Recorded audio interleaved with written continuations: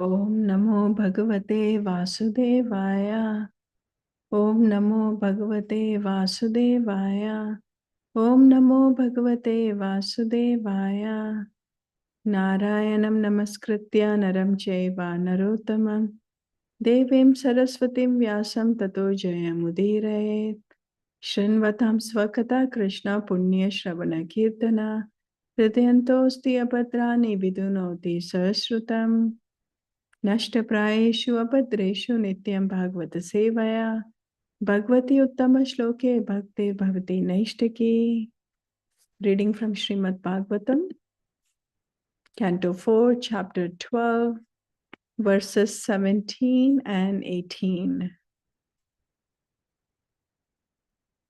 Tasyam Visuddha Karana Shiva Varvigaya Baddha Vasanam Jita Marun Marashakata Sturle Dadara Bhagavat Pratipuraitat Dhyayam Stad Avya Hito Vashrat Samadho. Synonym: Tasyam, in Badrika Ashram. Vishuddha, purified. Karana, his senses. Shiva, pure. Va, water. Vigaya, bathing in. Badhava, having fixed. Asanam, sitting position. Jita, controlled. Marut, breathing process. Manasa, by the mind. Aharata, withdrawn. Aksha, his senses. Stule, physical. Dadara, he concentrated.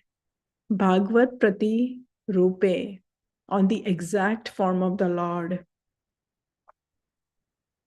Etat, the mind. Dhyayan, meditating upon. Tat, that. Avya Vahita, without stopping. Vyasarajat, he entered. Samadho, into trance. Translation and purport by His Divine Grace A.C. Bhaktivedanta Swami Prabhupada, Srila Prabhupada ki jai. In Badrika Ashram, Dhruva Maharaj's senses became completely purified because he bathed regularly in the crystal clear, purified water. He fixed his sitting position and by yogic practice controlled the breathing process and the air of life. In this way, his senses were completely withdrawn. Then he concentrated his mind on the Archa Vigraha form of the Lord, which is the exact replica of the Lord, and thus meditating upon him, entered into complete trance. Purport. Here is a description of the Ashtanga Yoga system to which Dhruva Maharaj was already accustomed. Ashtanga Yoga was never meant to be practiced in a fashionable city. Dhruva Maharaj went to Badrika Ashram and in a solitary place alone, he practiced yoga. He concentrated his mind on the Archa Vigraha, the worshipable deity of the Lord, which exactly represents the Supreme Lord. And thus thinking constantly of the deity, he became absorbed in trance. Worship of the Archa Vigraha is not idol worship. The Archa Vigraha is an incarnation of the Lord in a form appreciable by a devotee. Therefore, devotees engage in the temple in the service of the Lord as Archa Vigraha, a form made of stula, material objects such as stone, metal, wood, jewels, or paint. All of these are called stula or physical representations. Since the devotees follow the regulative principles of worship, even the Lord is there in his physical form. He is not different from his original spiritual form. Thus, the devotee gets the benefit of achieving the ultimate goal of life, that is to say, becoming always absorbed in thought of the Lord. This incessant thought of the Lord, as prescribed in Bhagavad Gita, makes one the topmost yogi. Text 18. Bhaktim harau bhagavati pravana ajashram ananda baspa kalaya muhur adrayamana viklidhyamana hridaya pulakachindo natma namasmarad asaviti muktalinga. Synonym: Bhaktim, the devotional service. Harau, unto Hari. Bhagavati, the Supreme Personality of Godhead. Pravahan, constantly engaging in. Ajashram, always. Ananda, blissful. Baspa Kalaya, by the stream of tears. Muhu, again and again. Ardhyamana, being overcome. Viklidyamana, melting. Hridaya, his heart. Pulaka, standing of hairs. Achita, covered. Anga, his body. Na, not. Atmana, body. Ashmarat, he remembered. Asau, he. Iti, thus. Muktalinga, free from the subtle body. Translation. Because of his transcendental bliss, incessant tears flowed from his eyes. His heart melted, and there was shivering and standing of the hairs all over his body. Thus transformed in a trance of devotional service, Dhruva Maharaj completely forgot his bodily existence, and thus he immediately became liberated from material bondage. Purport: due to constant engagement in devotional service, hearing, chanting, remembering, worshipping the deity, etc., as prescribed in 9 varieties, there are different symptoms which appear in the body of a devotee. These 8 bodily transformations, which indicate that a devotee is already liberated within himself, are called Ashta Sattvika Vikara. Ashta Sattvika Vikara. When a devotee completely forgets his bodily existence, he should be understood to be liberated. He is no longer encaged in the body. The example is given that when a coconut becomes completely dry, the coconut pulp within the coconut shell separates from the bondage of the shell and the outer covering. By moving the dry coconut, one can hear that the pulp within is no longer attached to the shell or to the covering. Similarly, when one is fully absorbed in devotional service, he is completely disconnected from the 2 material coverings, the subtle and the gross bodies. Dhruva Maharaj actually attained the stage of life by constantly discharging devotional service. He has already been described as a Mahabhagavata. For unless one becomes a Mahabhagavata or a first-class pure devotee, these symptoms are not visible. Lord Chaitanya exhibited all these symptoms. Thakur Haridas also exhibited them. And there are many pure devotees who manifested such bodily symptoms. They are not to be imitated, but when one is actually advanced, these symptoms are exhibited. At that time, it is to be understood that a devotee is materially free. Of course, from the beginning of devotional service, the path of liberation immediately opens. Just as the coconut taken from the tree immediately begins to dry, it simply takes some time for the shell and pulp to separate from one another. An important word in this verse is Mukta Linga. Mukta means liberated and Linga means the subtle body. When a man dies, he quits the gross body, but the subtle body of mind, intelligence, and ego carries him to a new body. While existing in the present body, the same subtle body carries him from one stage of life to another. For example, from childhood to boyhood by mental development. The mental condition of a baby is different from that of a boy. The mental condition of a boy is different from that of a young man. And the mental condition of a young man is different from that of an old man. So at death, the process of changing bodies take place due to the subtle body, the mind, intelligence, and ego carry the soul from one gross body to another. This is called transmigration of the soul.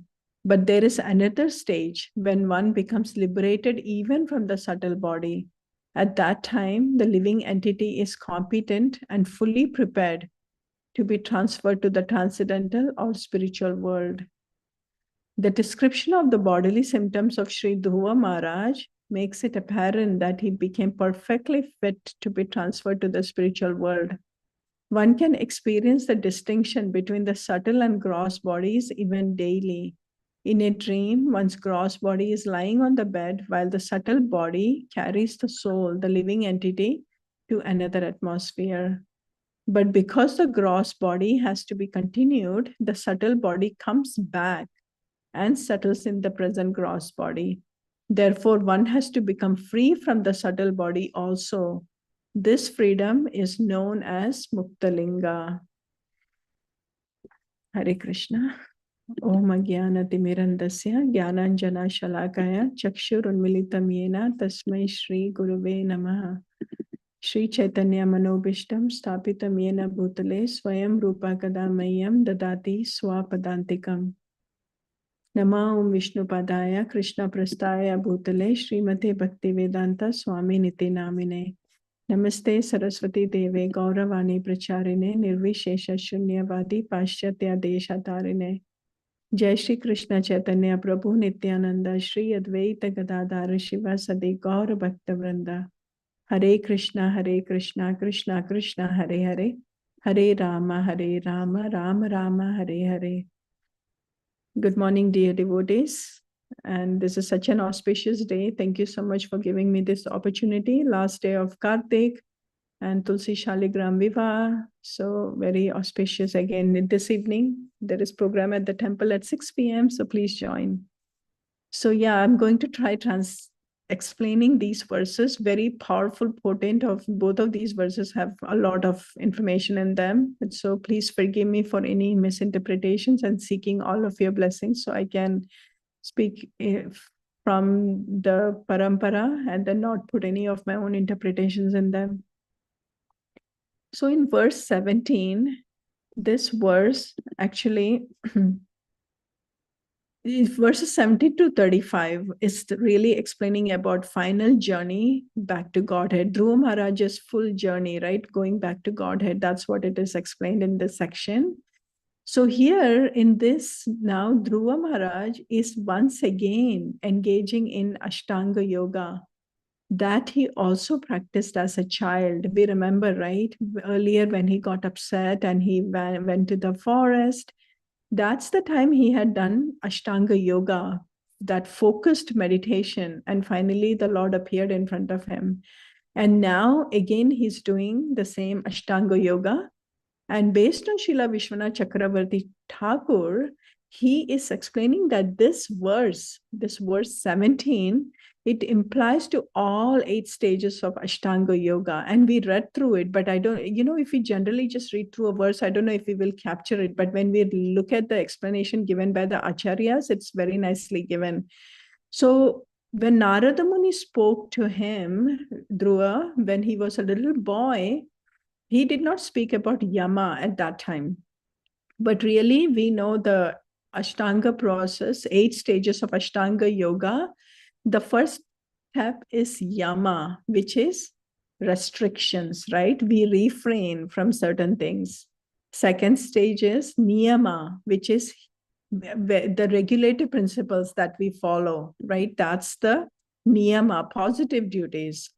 Then we have Asana, asanam, which is the position, right? The posture that we follow. The fourth one is pranayam, which is the breathing techniques. Fifth one is pratyahara, withdrawing the senses. Sixth is dharana, which is focused concentration. Seventh is dhyana, which is meditative absorption.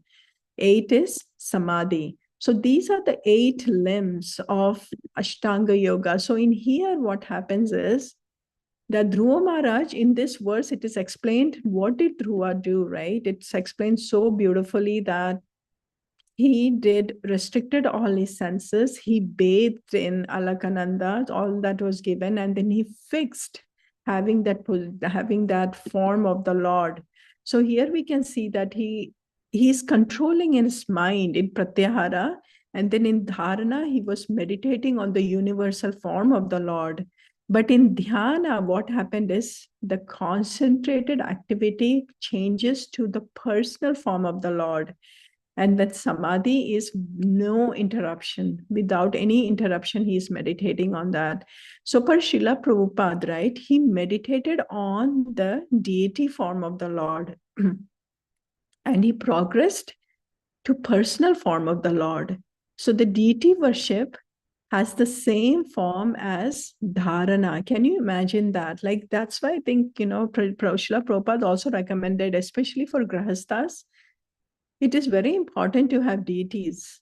Because what happens is when we do deity worship, all of you, right, who have deities at home, right, when we are doing the deity worship, there is so much focus on that. Like when you're cleaning them, you're changing their clothes, you're putting on the shringar, the jewelry, and hours can go by. Really, when you do the deity worship, it is so important to keep track of time, because before 1 hour, 2 hours have gone by. I was talking to Hansini the other day when there was program at Prabhu's home, and Hansini was saying that it took her like 3 to 4 hours dressing the deities, and hours went by. So that's why I was thinking that, even every time we engage in the deity service, when we are doing all of that, our focus gets so much on the Lord, like every limb of the Lord, like, putting on those bangles, putting on those anklets and the earrings.